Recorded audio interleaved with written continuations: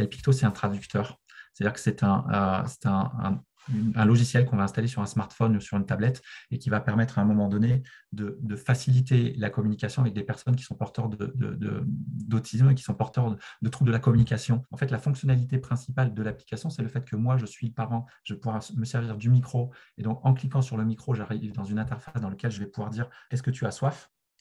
Donc, l'idée, c'est que je vais parler en langage naturel à Elpicto qui va aller retraiter ce fameux langage naturel pour aller proposer une traduction sous forme de pictogramme. Et en l'occurrence, à la question « Est-ce que tu as soif ?» je vais aller proposer la photo de Marie, qui est la personne à qui je m'adresse. Je vais aller lui proposer des pictogrammes qui correspondent à son référentiel de communication avec le petit picto qui est présent ici. Et en fait, on va aller analyser le langage naturel pour aller proposer une traduction sous forme de pictogramme d'image. Et donc, quand je pose une question, on va aller proposer les réponses directement à l'écran, ce qui fait que Marie va pouvoir cliquer directement à l'écran et on va entendre sa réponse grâce à la synthèse vocale. Elpicto, c'est cette capacité à moi, en tant que verbal, d'aller utiliser mon application pour traduire sous forme d'image et pour favoriser la communication avec la personne, mais c'est aussi la capacité à Marie de disposer d'une sorte de clavier picto dans lequel elle va pouvoir aller choisir des pictogrammes pour aller les mettre dans la bande phrase, verbaliser finalement chacun de ces pictogrammes grâce aux pictogrammes qui ont été choisis et donc faire en sorte de pouvoir mettre en place une interaction entre Marie et moi, entre Marie et son enseignant, entre Marie et l'ensemble des personnes qui vont graviter autour d'elle. Je pense qu'aujourd'hui, effectivement,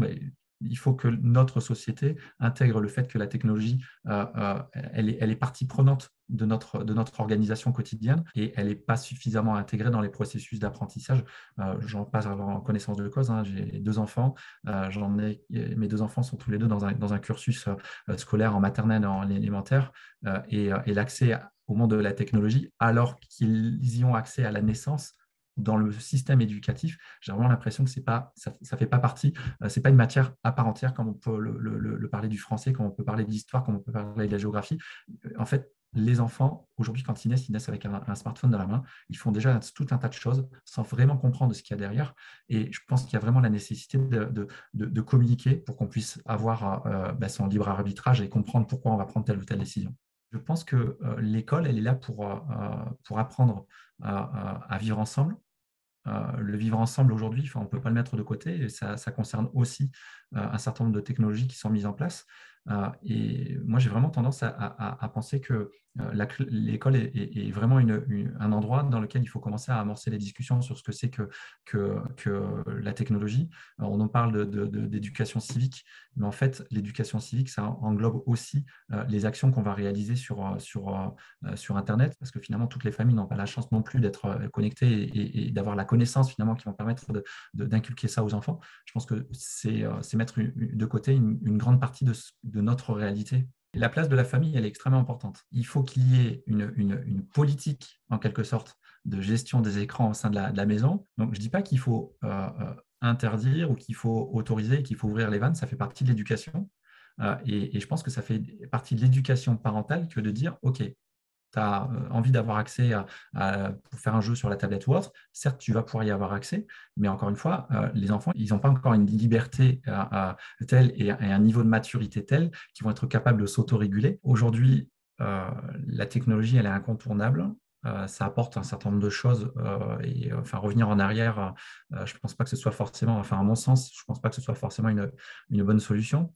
Euh, la révolution numérique et technologique, à mon sens, elle est nécessaire dans un certain nombre de périmètres. Je pense que ce dont il faut avoir peur, c'est de toutes les technologies qu'on ne comprend pas ou qui ne sont pas construites de manière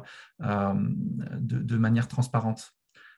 Quand on parle de metaverse, quand on parle de tout un tas de technologies comme ça, quand on parle de services qui sont mis à disposition, alors on se rend compte que je pense à des grands réseaux sociaux où en fait c'est gratuit, on se dit que ça nous a apporté quelque chose de nouveau dans la vie. Moi, j'en ai pas forcément la sensation. Finalement, quand c'est gratuit, c'est que c'est vous le produit. Tout le monde n'a pas conscience qu'à un moment donné, quand on consomme de l'Internet, effectivement, je vais avoir un bénéfice qui est celui que je retrouve sur le moment, mais effectivement, est-ce qu'il y a réellement un bénéfice? Mais ce qu'on ne comprend pas, c'est que derrière tout ça, en fait, on crée du bénéfice pour d'autres. Et je pense que la bonne technologie, c'est celle qui est gagnant-gagnant et qui est équitable, et donc qui fait en sorte que quand je propose une solution, il ne peut pas y avoir d'enrichissement unilatéral. Il faut qu'il y ait un enrichissement qui soit commun. D'une manière générale, vous avez évoqué le projet Metaverse tout à l'heure. Euh, et c'est vrai qu'on se pose vraiment la question de savoir finalement quand on voit apparaître ce genre de grands projets, à quoi ça va servir et surtout en quoi ça va servir l'humain ou les utilisateurs plutôt que, disons, le portefeuille de ceux qui sont en train de le lancer. Mais ce que je voudrais dire, c'est que je sors de cette expérience du Covid avec une impression que le virtuel, c'est comme si on avait tous été vaccinés. Mais plus on avance, plus on s'est tapé des heures de réunions virtuelles où on sort avec des courbatures atroces parce qu'on est resté penché sur son écran pendant toute la journée. Et puis surtout, on n'a aucun contact humain et surtout, on n'a aucune possibilité de discuter de différentes choses et pas uniquement du sujet du jour qui est affiché. Enfin, je veux dire, il y a une espèce d'apprentissage là. Et par exemple, pour moi, je trouve que c'est vraiment une antidote formidable pour un projet comme Metaverse qui se propose finalement de nous introduire dans un univers complètement virtuel, d'où on va sortir complètement diminué et on le sent. Voilà, ce que je veux dire, c'est qu'on le sent. Pour revenir sur le Metaverse, je pense que vous avez raison. C'est-à-dire qu'aujourd'hui, je ne suis pas sûr que tout le monde ait déjà bien compris ce à quoi ça va servir. Et en l'occurrence, moi le premier. C'est-à-dire qu'on nous arrive avec une nouvelle innovation dans laquelle on nous dit on va créer un monde virtuel. Je dis ouais, pourquoi pas. Mais en fait, ce n'est pas nouveau ça. Créer des mondes virtuels, ça existe déjà depuis un bout de temps. Et en l'occurrence, la vraie innovation qui est créée par ce Metaverse, c'est le fait qu'on va créer un marché à l'intérieur du Metaverse dans lequel on va pouvoir faire du business. Et c'est ça la seule réalité de ce projet. Et néanmoins, des mondes virtuels qui ont été créés pour améliorer et accompagner la personne en situation de handicap, moi j'en connais. Je sais qu'il y a, par exemple, quand on est en situation, on a une déficience intellectuelle et qu'on doit aller apprendre à traverser la route, mais en fait, il y a deux possibilités. C'est comme à la piscine. Tant qu'on ne jette pas dans la piscine, on n'apprend pas à nager. Mais là, tant qu'on n'est pas dans la rue en train de traverser la route, on n'apprend pas à le faire.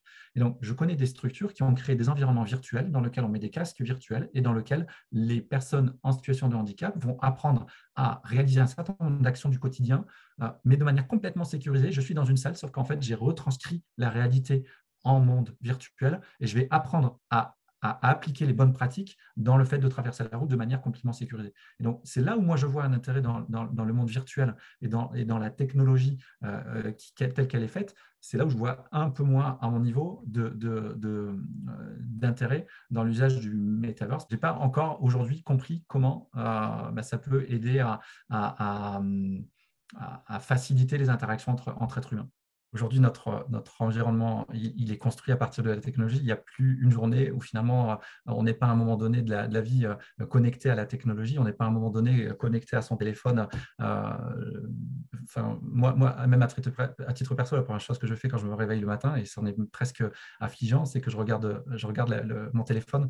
La dernière chose que je fais avant de me coucher, c'est que je regarde mon téléphone. Et j'insiste pour dire que c'est affligeant, parce qu'en définitive, ce qui compte dans la vraie vie, ce n'est pas ce qu'on va regarder au travers de notre écran. On parle beaucoup de l'intelligence artificielle avec le fait qu'on va donner la capacité, et je mets quelques guillemets là-dessus, à des machines à penser à notre place, ou du moins à accélérer la pensée pour prendre des décisions. Mais je pense que ce qui est très important aujourd'hui aussi, c'est de se recentrer sur l'intelligence émotionnelle et sur la capacité qu'ont les gens à construire certes un environnement, à améliorer leur environnement. Et pour ce qui me concerne, c'est essayer de concentrer notre intelligence pour construire la technologie au service de l'être humain. Effectivement. Une des choses très importantes que je retiens sur justement l'usage de la technologie, c'est le fait de la recentrer sur le besoin et de ne pas partir dans des courses à des nouvelles technologies pour lesquelles on finira par trouver des usages, mais vraiment repartir de ce qui rend service à la personne et à la communauté. Donc, merci pour cet éclairage qui est assez fondamental. Moi, je pense qu'aussi c'est l'objectif qui doit toujours être bien clair, et pour moi, cet objectif doit toujours être l'amélioration de la qualité de la relation humaine, de la vraie relation en fait, qui doit rester au cœur de tous ces développements technologiques. Voilà, et personnellement, j'ai un peu peur que ce ne soit pas le cas pour tout le monde, et que voilà, il faut qu'on reste résistant et qu'on continue à travailler dans le courant de l'écologie humaine.